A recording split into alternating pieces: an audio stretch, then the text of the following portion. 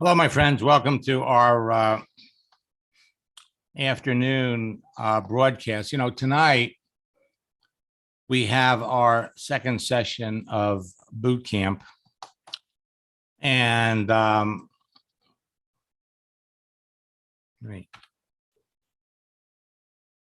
want to remind all of you that are watching that our new project launch scripts are really working. I've had 3 coaching sessions where we've gone back into the past, reached out to people that hadn't been contacted, in some cases, over a year. We started the conversation by wishing someone a happy new year. How did you celebrate New Year's Eve? And the rest flowed like it was so predictable. Success stories are pouring in. Now, the key word behind the success of every top earner in network marketing when it comes to building a business, one word: relationships. And people are blown away at how quickly relationships can be established, a virtual relationship based on what we see, what we learn about someone on their profile, and based on the things we see them do, the things we see them type. Remember, people do business with the people that they know, people that they like, and people that they trust. And to summarize quite nicely, people don't care how much you know until they know how much you care. Now, the other day, I think it was one day last week, we rebroadcast something that I pulled out of our library of folks that had participated in our one of our weekend top earner retreats. We shared it with everybody, and understand that this was a presentation that was made 10 years ago. But the information hasn't changed. So I went in and I had my staff rework it, re-edit it, polish it up a little bit.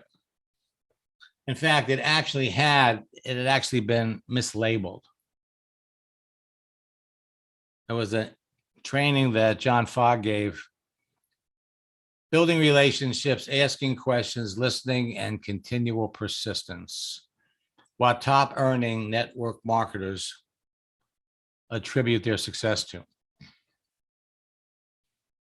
And the truth is that this is amazing information. A lot of you have never participated in a retreat, and I'm not going to get to any conversations during this session because I've got to make this available to everybody. So there's a lot of tremendous information in here that for some of you are going to be a real game changer. It's going to be life changing. Somebody who over the years has really become a very, very good friend. And over the years, I've had the pleasure to meet, some of the industry legends. Yesterday, you heard from Christine Peterson, and you're about to hear from a man who would be in probably the top 10, maybe even in the top 5 of people who have really done something for this industry. To give you a little background on John, years ago, he created a magazine, a platform, and literally I got my education on network marketing from his publication Upline, where he became literally a source for people. And I should just let John tell you his story. But he's been in the trenches in this industry for years, knows everybody. And one of the things about John is he's got this new book coming out, The Greatest Networkers in the World, and where he talks about 21 ordinary people who became millionaires in network marketing and the true story of how they did it. And, you know, the amazing thing is, in going through the names, I know all these people. Some of them I have good relationships with, very good relationships with. But there is a common thread that runs through the success of all of these people. And John, over the years, has connected with so many people. He's got so much wisdom to share. A week or so ago, I sent out an email suggesting that people that wanted to get the audio recordings and interviews of these people could get it.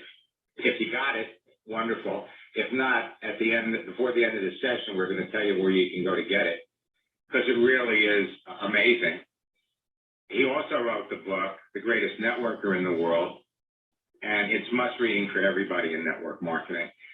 So, John, thank you very much for taking part of a Sunday and joining us today. There are roughly 60 people that have interrupted their Sunday to hear you. These are people that are bound and determined to be successful in this industry. They want to make six figures. So anyway, folks, I want to introduce you to John Fogg, who, John, why don't you tell everybody a little bit about your network marketing story, because everybody has one. And then let's start talking about what's the common denominator that people in network marketing have to possess if they really and truly want to make six figures in their business. So, John, how did you get started in network marketing? Oh, Lord. I was the marketing director for one of the pioneering natural and health food companies in the United States called Erewhon, Erewhon. Unique name that came from a book written by a man named Samuel Butler. And Butler wrote about a fictitious country called Erewhon, where criminals were treated by doctors and people who were sick were thrown in jail. And so here we were in the business of trying to revolutionize the American industrial age diet. And I was the marketing director for that. And so we had some pretty interesting foods coming across our radar, lots of stuff from Asia. The first green superfood showed up. This is in the 70s, Max. Most of us were a bunch of long-haired hippies. I think the oldest guy in the company was 32, and that was the president. And I was part of a community of people who were studying a dietary regime and a philosophy called macrobiotics. The interesting thing about all the people involved in macrobiotics is they all looked like they haunted houses for a living. They were ashen and gray and lifeless and lackluster. A couple of people left the community. It was in Boston, Massachusetts. 6 months later, they came back and they looked incredible. And I said, it can't just be the California sun. What are you doing? And they said they were taking this algae, super blue-green algae from Celtec. And you've been around long enough to remember them.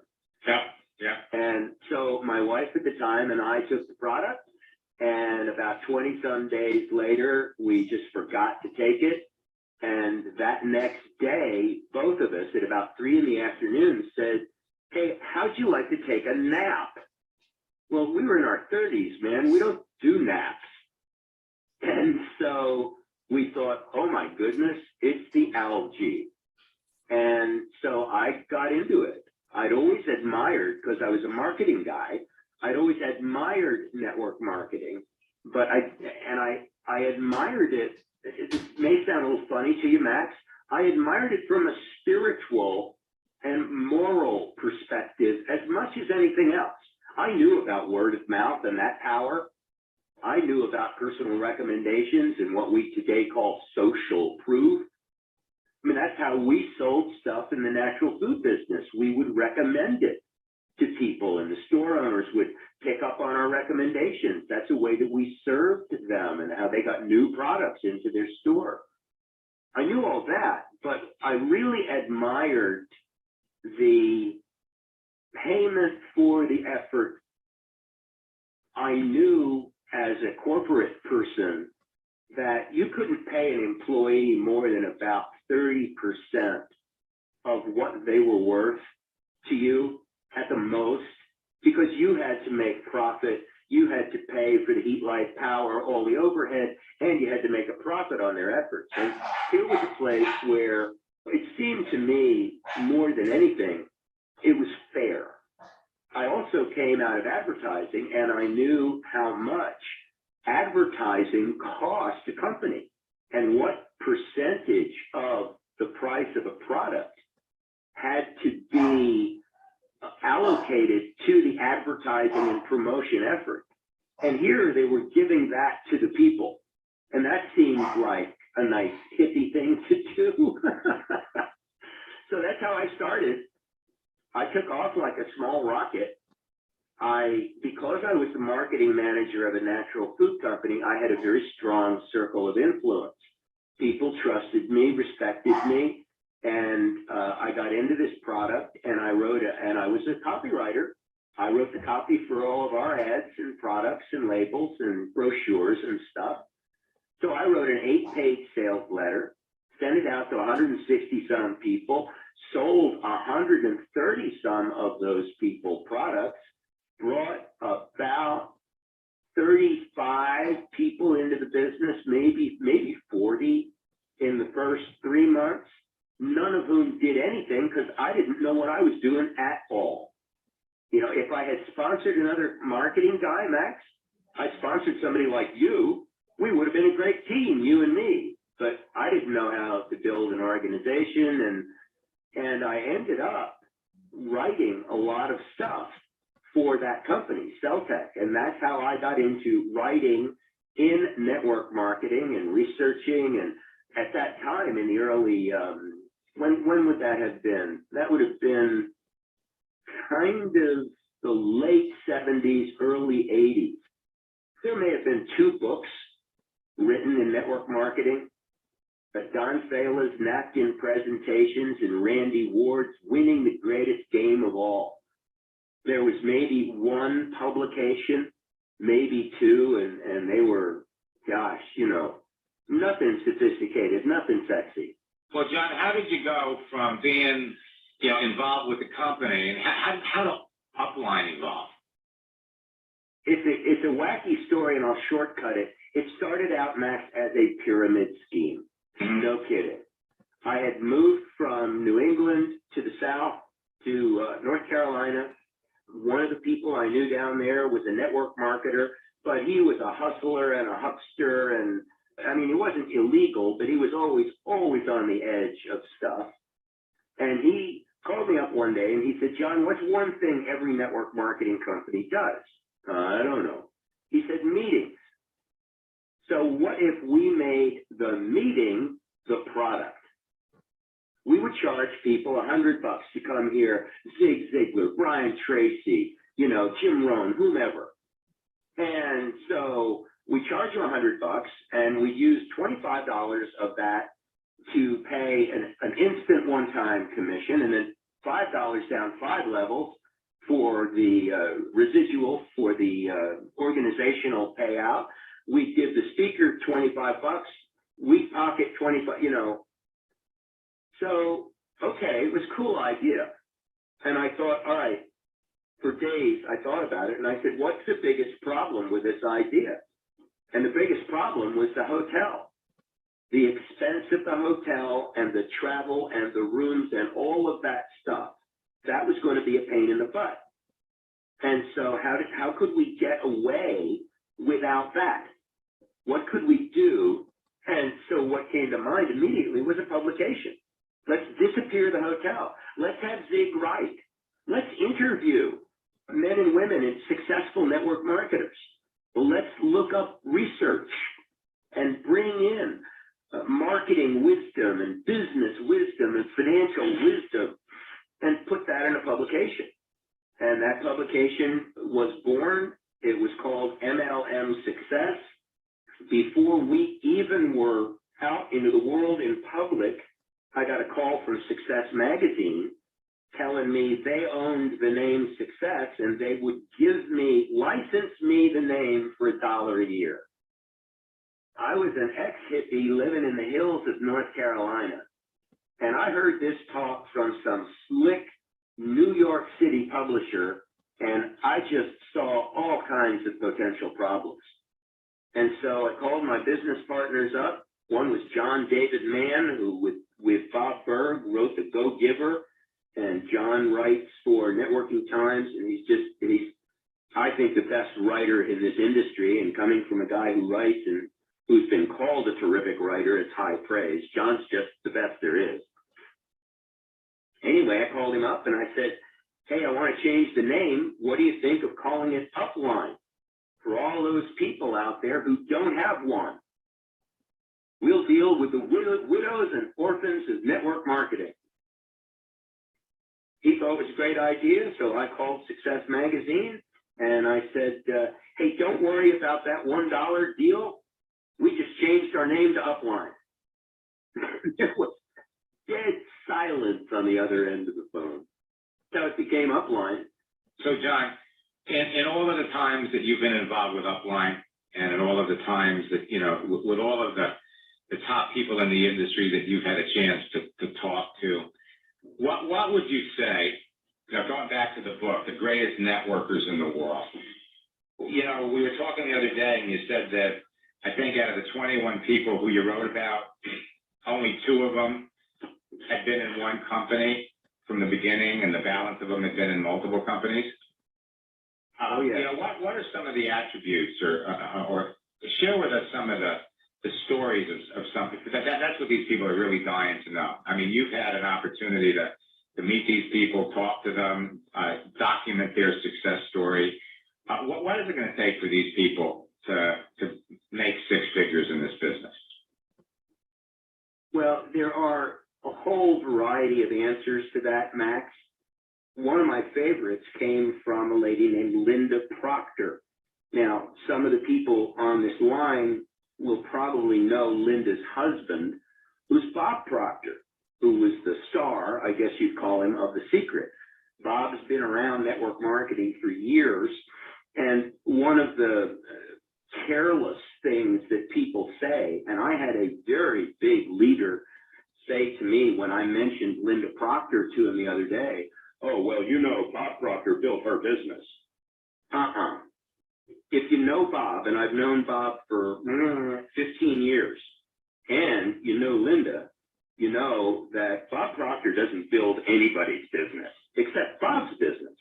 He's a coach, he's a mentor, and he's superb at it. So he coached and mentored Linda, that's true, but he didn't build her business. Anyway, when Linda was at Bob's urging, Linda had built a very successful financial services business, combining insurance and investment and counseling and all kinds of stuff together, helping very wealthy clients. And she was making $500,000 a year doing this.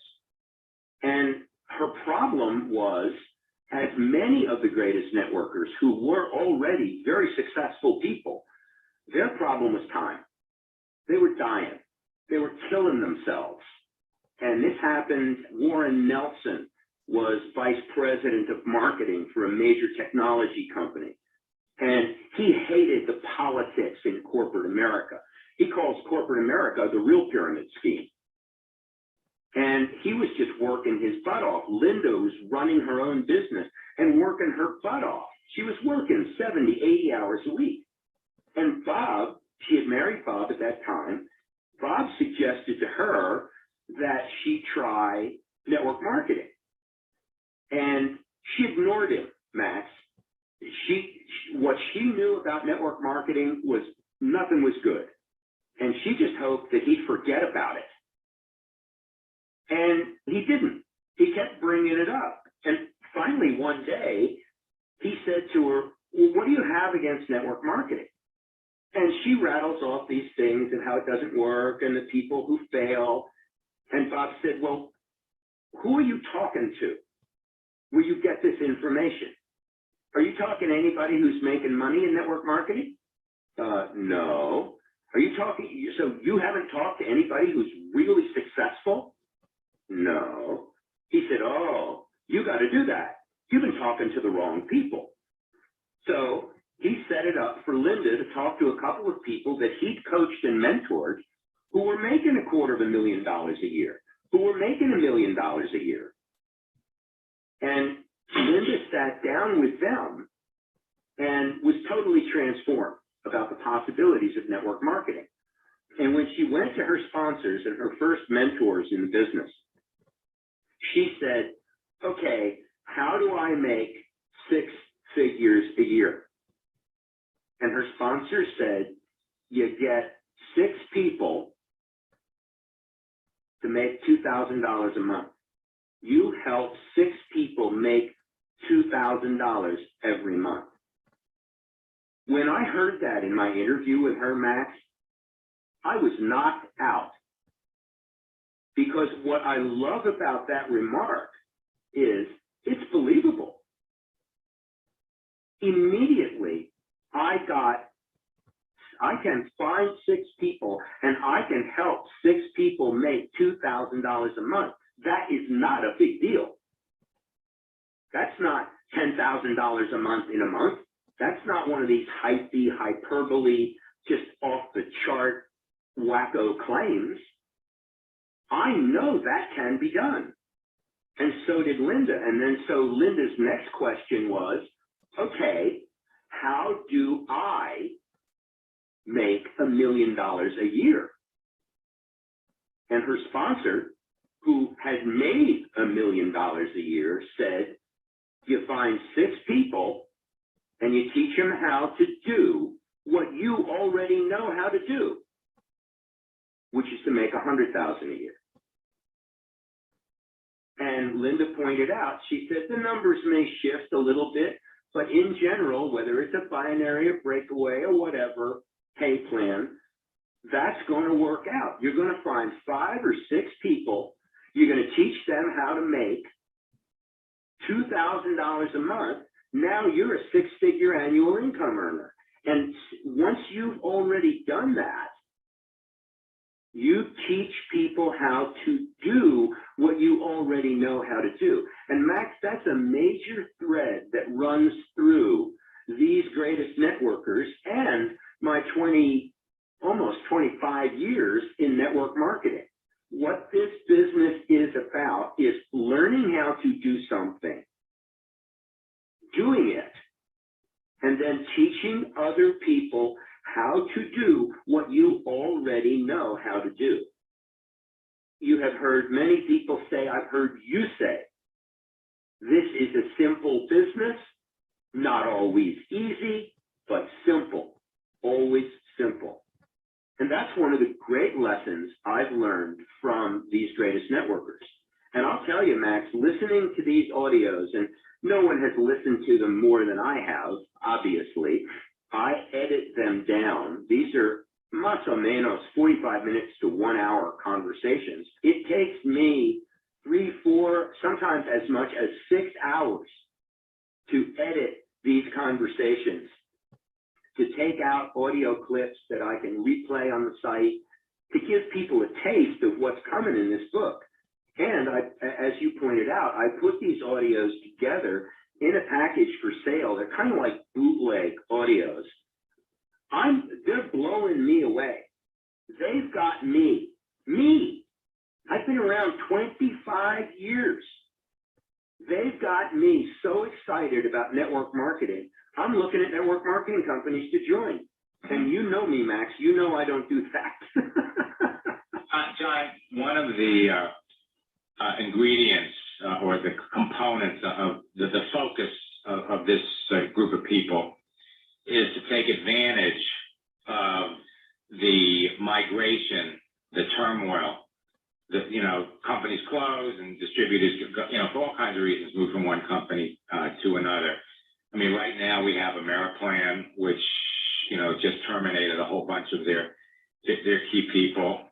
You've got startup companies that stumble, and we've got a lot of success stories that have already occurred, and some that are in the process of being made right now, where people are developing relationships with very, very successful network marketers who are searching for a new home. And how much of that have you seen? When we talk about these people that have been involved in more than one company. I remember when I got into the business, I was told nobody ever makes it big in their first company. I was going to prove everybody wrong. And then, of course, I had no control over it, but the owners of my company sold it to prepaid legal, and I didn't want to build a prepaid legal business. I got it. Well, as you mentioned early on when you introduced this subject, only 2 of the 21 people I'm featuring in this book, and let me be really clear about one thing. These are not the only 21, there are not only 21 greatest networkers in the world out there.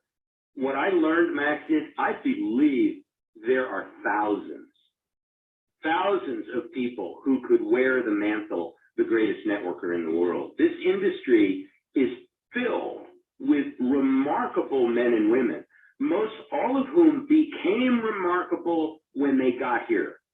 They weren't remarkable when they showed up. I mean, I did a blog post today, and it's not earth-shattering, but it is something that people don't think about much. Hang on, just grabbing it off the internet. At one time, every one of the greatest networkers in the world, Ken Dunn, Dr. Sven Gogol, Carolyn Whiteman, Lynn Allen Johnson, Margie Aliprandi, Jordan Adler, Randy Gage, Richard Brooke, Donna Johnson, Warren Nelson, Sarah Robbins, Orion Saleh, John Haremza, Donna Imsons, Frank Kiefer, Art Burley, Linda Proctor, Beth Jacobs, Sandy Ellsberg, Robert Middleton, and John Bentley had never been involved in network marketing before. All of these people who became millionaires and multi-millionaires in network marketing, at one time, they hadn't been involved before. Also, at one time, they just started. And each one of these people was sponsored by somebody. Just think about that. I mean, I know it sounds a little Mickey Mouse, but I think that's profound. Every one of these people started where every one of us started. They went on to become millionaires. So what was it that they did? Now, going back to your question, only 2 of those names, Donna Johnson and Carolyn Whiteman, have been, 3, and Margie Aliprandi, 3 out of the 21 have been with their company their entire network marketing life. Carolyn Whiteman, Margie Aliprandi, and who else? Carolyn Whiteman. Carolyn Whiteman has been with Shackley Corporation for 4 decades, 40 years. 40 and who's years. Donna? Donna Johnson is with Arbonne. She's been with them for 20 years plus. And Margie Aliprandi has been with New Ways for also ballpark 20 years. What's interesting is every one of these people and every one of those companies has had major league ups and downs while these 3 women were still with them. New Ways has almost been lost 2 or 3 times. You know, Shackley has gone through major transformations. Arbonne, a couple of years ago, it looked like they were going out of business. The company that owned them put them into receivership because Arbonne was the only one of their holdings that wasn't in trouble. So they put them into bankruptcy so they could refinance everything else. And these 3 women stuck with their companies. Now, one of the lessons to be learned from all of these greatest networkers, they all come with a variety of values, Max, And this is a question I ask each one. What are the values, your personal values, things that are most important to you in your heart that you've brought to this business that you can put your finger on and say, this is responsible for my success? And one answer that always comes back is perseverance. These people are always here. Donna Johnson loves to tell the story that she has a handful of people in her years of experience who, had they just stayed involved, not built a thing, just kept ordering the products, and on the wild occasion, once or twice a year, recommended them to somebody, they'd be millionaires today. That's part of my point.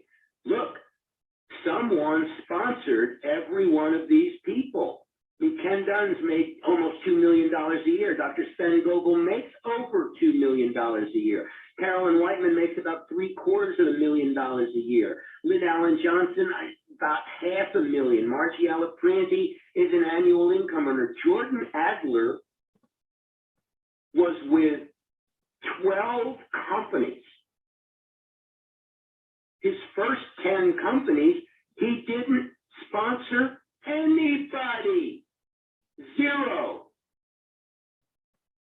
He finally got into Excel Communications, took off, became a star, and what happened? Excel went up in smoke. Excel disappeared. Today, Jordan earns over $2 million a year with his 13th company. John Bentley, who is with Tahitian Noni International. John got involved, and here's a history lesson for you, Maximilian. John got involved in 1955 with a company called Neutralite. He was working in a restaurant in Pasadena, California. He was managing that restaurant, and every Tuesday night or Monday night, this group of people would come to his restaurant, and they would have a party, gathering, meeting, and he was just blown away by how much fun they had. They laughed, they liked each other, they were smiling, they were positive, they tipped well. And so he inquired from the lady who put this thing together, what's this all about? How many employees do you have here? What do you guys do? Well, she said, they're not employees. He said, what do you mean they're not employees? He said, well, they're all independent business people. We all work with each other, but none of us works for each other. She explained the concept to him. John got involved. That was 1955, Max. This is 2011. John's $1 million income earner with Tahitian Noni International. It is his 44th company. Now, he does not, and I do not, recommend that people join 2, 3, 4, 5, 6, 7, 8, 9, look to go again and again and again and again and again. And John admits that it's a mistake he made in the past. He's been with his company today, Tahitian Noni, since 1996. And he ain't going anywhere else. Where did he come from? In terms of various companies? Oh yeah, what was the company that was in before Tahitian Noni? I do not know the name of it, but the story's kind of funny. A gentleman named Floyd Holdman, who is the #1 guy in Tahitian Noni, called John and said, would you be open to looking at another network marketing company? And John said, no, I think this is not a legal, I'm not testifying in court, Max. I think it was with Matt Hall. Okay. I think. Because John was training for them, and he had a contract for training. And part of his contract was, if he ever went within a another network marketing company, they'd kick him out. He'd lose his training position. And he had a distributorship as well, so he was doing very well. When Floyd Holdman invited him to come take a look at Tahitian Noni in Salt Lake City, John literally, when he got to whatever the airport is, I mean, I don't know the towns in Utah, Max, so I don't know if it was Orem to Provo or Provo to Orem or something like that. John literally got into Floyd's car and pulled his jacket over his head so that no one would recognize him on the far chance.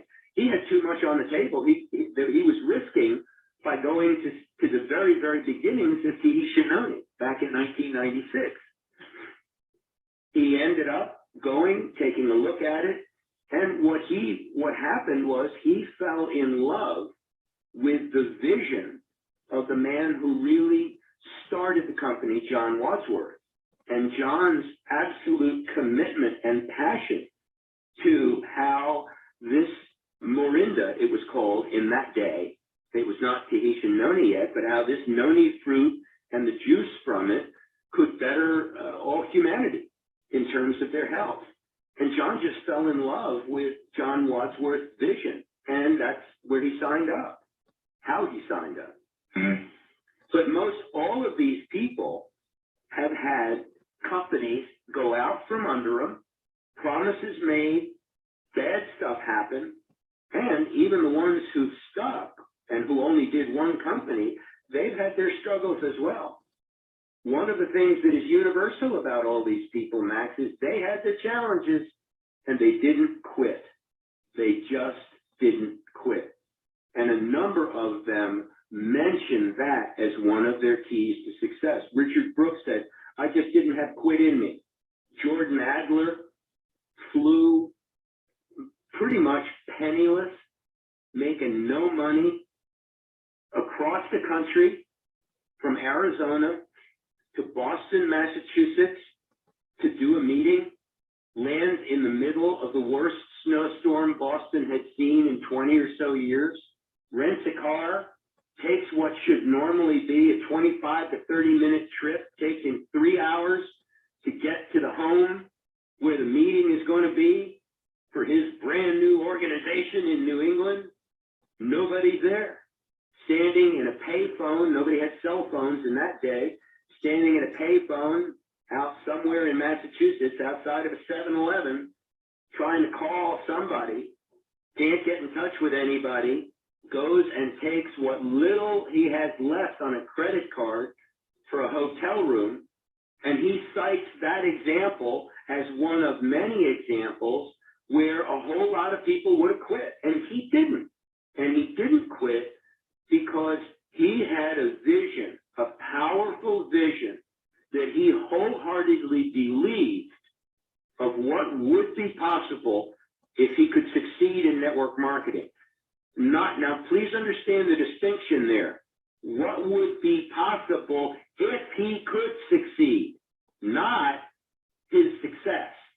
And that's one of the things I've noticed about these people, is that for some period of time, their belief was in the possibility, not in themselves. Linda Proctor cited the fact that Bob had more belief in her and her success than she did. And in many cases, what we found with these people, these greatest networkers in the world, other people had a much more powerful belief than they did. But what they all believed in, Max, was the possibility. If they could do it, it would be a home run. If they could do it. And in every instance, they all latched on to coaches and mentors that helped them do it. There's not one of these people who came within 100 miles of saying they did it themselves. Not one. They all had mentors. They all had coaches. They all had people who took them under their wing and helped them along. John, one of the things that I love about your experience is you have a very, very it's one of my favorite things that you talk about. and that is the importance of relationships in this whole process of being successful in this business. Could you Max, I'm going to interrupt you because every single one of these 21 people, not coached by me, not led by me, not fated by me, talked about it's all about relationships. And it is from the beginning. And you know this, so you know I'm not blowing smoke up your skirt. It's what makes your approach so powerful. You've harnessed the technology of the internet and found the code for how to use it to promote, extend, conduct the relationshiping, which is how every single one of these millionaire greatest networkers, it's how they all built their business. They all say it's about relationships. And one of the major values, and Max, you know, they're preaching to the choir when they say this to me, but I didn't encourage it. I didn't bait them, but the number of them that spoke about it's all a conversation, it's asking questions and listening, really listening to the answers, blow you away, man. That's how they did it. That's how Frank Kiefer did it. That's how Donna Johnson does it. That's what Carolyn Whiteman does. That's what Warren Nelson does. That's what John Bentley does. Every single one of these people asks questions and listens. A number of them said, I never present my business to anybody. I have them ask me because I'm too busy getting in a relationship with them. Sorry, I interrupted you. No. You got me all jacked up here. that was the whole point, because you've had the rare opportunity to talk to all of these people. And the amazing thing is how open these people are, these top people, how open they are to talking to people. You know, one of the things that I encourage everybody to do is go to your events and meet the top people in the company, find out what their background is, develop relationships with these people, because some of these people will take you under their wing and help you. And then, God forbid, if anything ever happens in the company you're in, maybe some of these people will follow you to another company. Well, when Jordan Adler left Excel, and I've seen this happen many times, and it's not, some of us who've been around a bit get a little jaded about this, but it's not like everybody jumping ship. And yes, there are people who do that. There is a rash right now of network marketers who became successful and then sold themselves to the highest bidder. I'm one of the people, Max, who does not complain about that. This is a profession, and it's really not unlike baseball or football and free agency. You're an independent contractor. If you get so good at this, you can find any viable product line with a company that is owned and operates in integrity, with a compensation plan that is fair, not even leading edge, just fair, and good training. And if it doesn't even have good training and you're a good trainer, you can bring that to the party.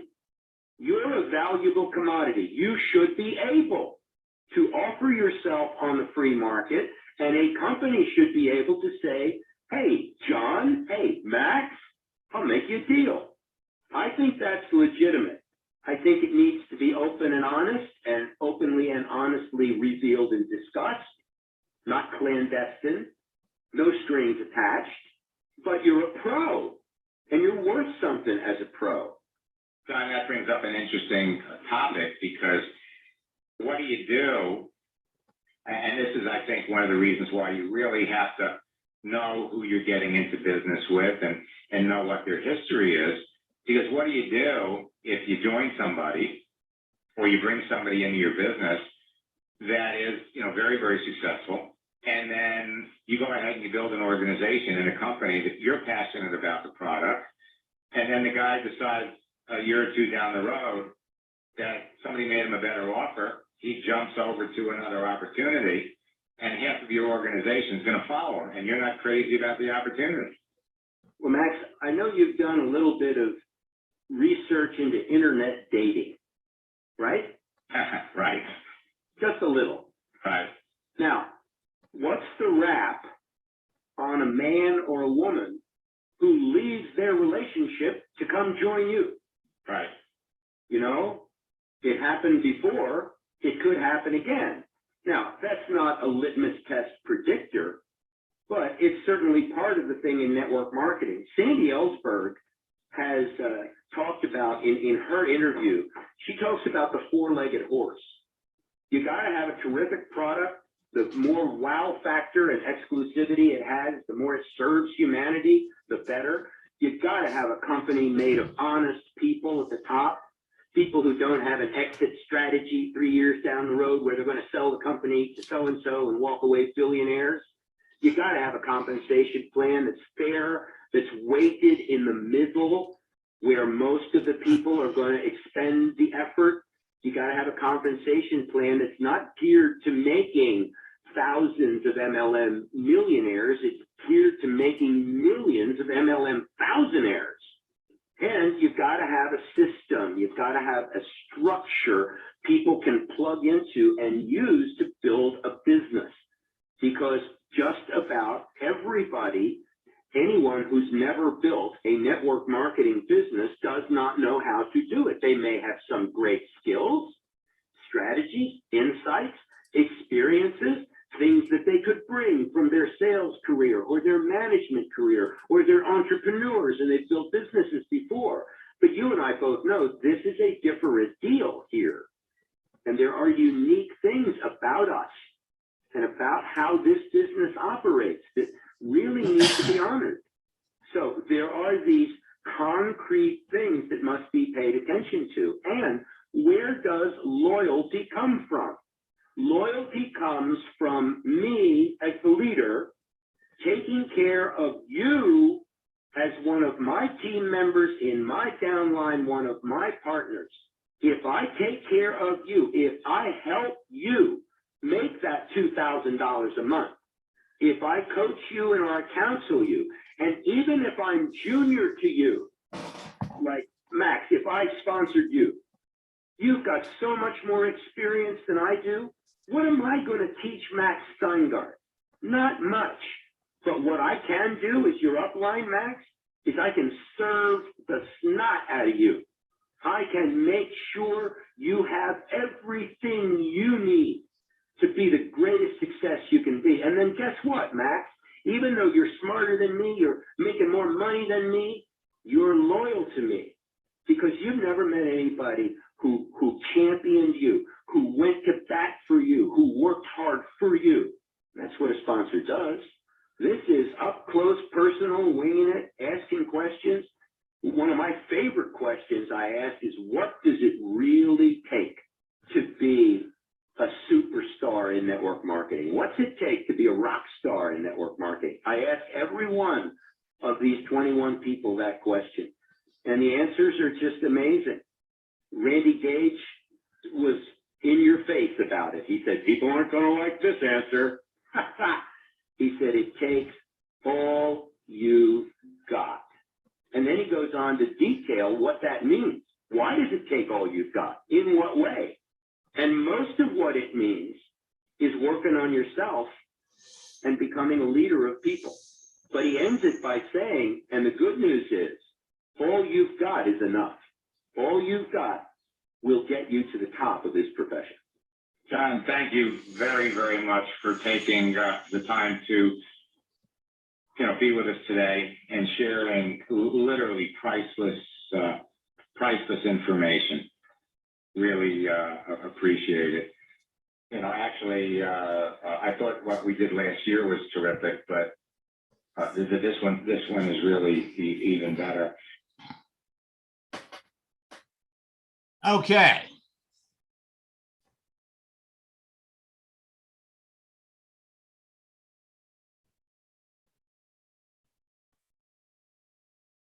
Tonight we have our second session boot camp. And I'm going to make sure that we make this one available to everybody in boot camp. Connecting with people. That's what we're going to be talking about tonight.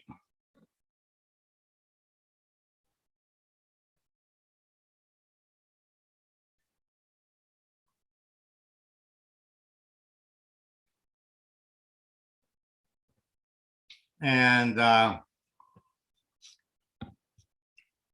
right. Sometimes some of you need to be, some of you need to be listening to this, you know, at least once a week. We'll catch up to all of you tonight in boot camp. Until next time, best of luck in building your business, folks. God bless.